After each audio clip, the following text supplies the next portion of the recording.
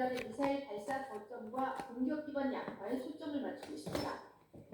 The attempt is being made to increase the volume of attacks, hit some very specific targets, and then kind of move out into an area where what they can do is basically cut off the southern part of the country.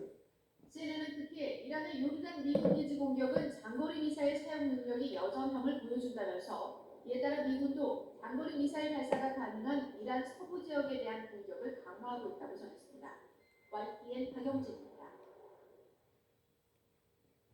중동 지역 긴장이 다시 고조되는 가운데 외교부는 단기 체류자의 경우 긴급한 용무가 아닌 한 조속히 출국하도록 권고할 것을 현지 공관에 당부했습니다. 외교부는 김진아 2차관 주재로 주 이란 대사관, 주 이스라엘 대사관 등 17개 공관이 참석한 가운데 상황 점검 회의를 열고 현재 민간시설까지 공격받는 상황에서 다수의 사상자가 발생해 체류 중인 국민의 안전이 우려된다며 이같이 밝혔습니다. 이어 지난 3월 이후 중동 대부분 국가엔 출국 권고에 해당하는 여행경보 3단계가 발령돼 있고 항공편 취소나 영공 폐쇄로 여행에 차질이 발생할 수 있다는 점에 유의해달라고 덧붙였습니다. 또 현지 공관은 호르무즈 해협에 남아있는 우리 선박 두 척과 선원 안전뿐만 아니라 최근 예멘 후티 반군과 사우디아라비아 간 군사적 긴장으로 바로 엘만 대군 해협 봉쇄 우려까지 커진 만큼 홍해로 가는 우리 선박 안전에도 각별히 유의해달라고 주문했습니다.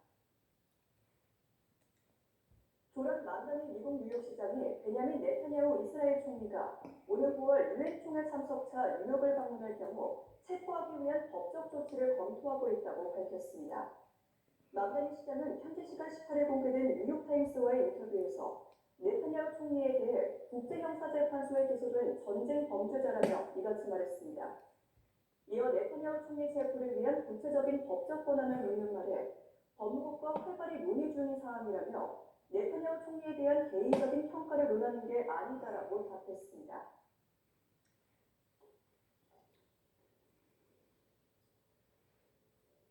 러시아의 에너지 시설을 겨냥한 우크라이나의 공습이 거세지자 러시아가 대전 이후 최대 규모의 탄도미사일을 동원해 보복에 나섰습니다. 러시아는 미국산 패트리엇 미사일의 공급 차질로 우크라이나의 방공막이 취약해진 틈을 노려 탄도미사일 공격을 늘리고 있습니다. 런던 조수연 특파원입니다. 짙은 어둠 속에서 강력한 폭발음과 함께 붉은 화염과 연기가 솟구칩니다.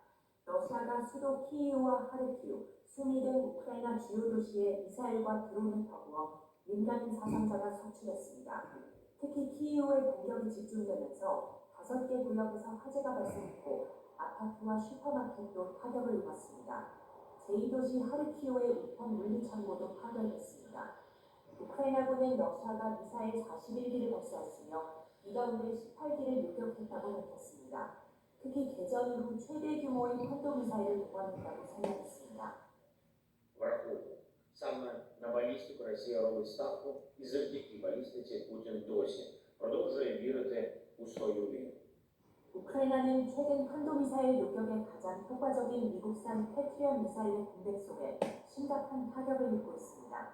러시아의 이번 공격은 하루 전 우크라이나의 드론 공습으로 9명이 숨지고 수십 명이 다친 데에 대한 보복으로 보입니다. 앞서 우크라이나군이 모스크바 외곽 물류창고를 전면 타격하자 러시아는 이 지역에서 벌어진 최대 규모의 비인도적 공격이라고 비판했습니다. 우크라이나는 장거리 드론 기술을 앞세워 쿠반 도심의 에너지 시설과 아조우해 등 보급로 공격을 이어갔습니다.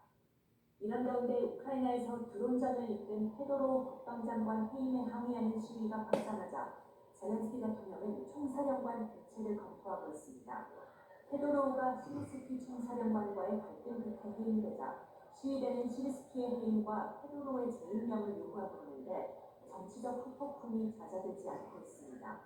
런던에서 YTN 조수연입니다. 블라디미르 푸틴 대통령이 현지 시간 19일 러시아를 방문 중인 최선희 북한 외무상과 만났다고 타스 통신이 보도했습니다. 드미트리 페스코프 러시아 크렘린궁 대변인은 이번 회동에 대해 푸틴 대통령이 특별 군사작전 수행에 도움을 준 북한 지도부에 다시 한번 감사를 표했다고 전했습니다.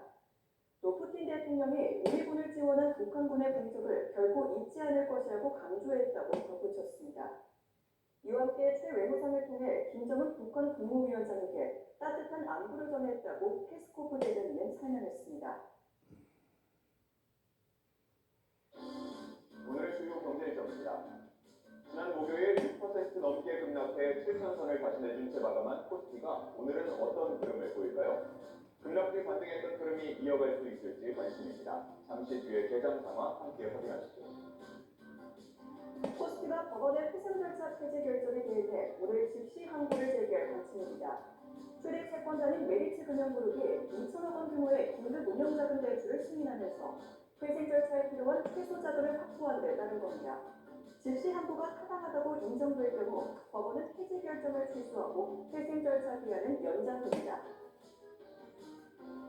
SK텔레콤이 여름휴가철 통신 수요 증가에 대비해 인공지능 기반 네트워크 운영 관제 기술을 활용한 특별 소통 대책을 시행합니다.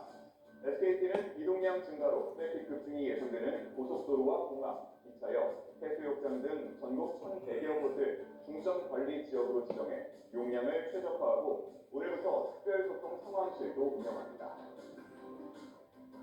삼성전자 노사의 성과급 합의에 반발한 소액 주주들이 수백조 원의 성과급 지급은 주주총회 최종 승인을 거쳐야 하는 사안이라고 국민연금의 목소리를 높이고 있습니다. 소액 주주 플랫폼 액트는 어제까지 동참 전자서명을 받고 오늘 국민연금공단 기금운영본부에 삼성전자 소액 주주들의 우려를 담은 서한을 전달할 예정입니다. 스타벅스 코리아가 국내 프랜차이즈 커피 업계 가운데 처음으로 노동조합을 설립했습니다. 스타벅스 코리아 노조는 지난 16일 화성식품노조 지회 설립 선언문을 발표하고 공식 출범했습니다. 노조는 파트너들이 그동안 수차례 트럭 파한 시위로 개선을 요구했지만 회사는 파트너들의 요구를 묵살한 채 무리한 이벤트와 운영 방침을 일방적으로 내놨다고 지적했습니다. 이어 시간대 인원은 점점 주는데 프로모션과 이벤트, 노동 강도는 점차 늘어나고 있다며 노조라는 하나의 목소리로 개선을 요구하자고 호소했습니다. 올해 2분기에 4년제 대학이나 전문대학을 졸업한 실업자가 48만 명을 넘어 5년 만에 가장 많았습니다.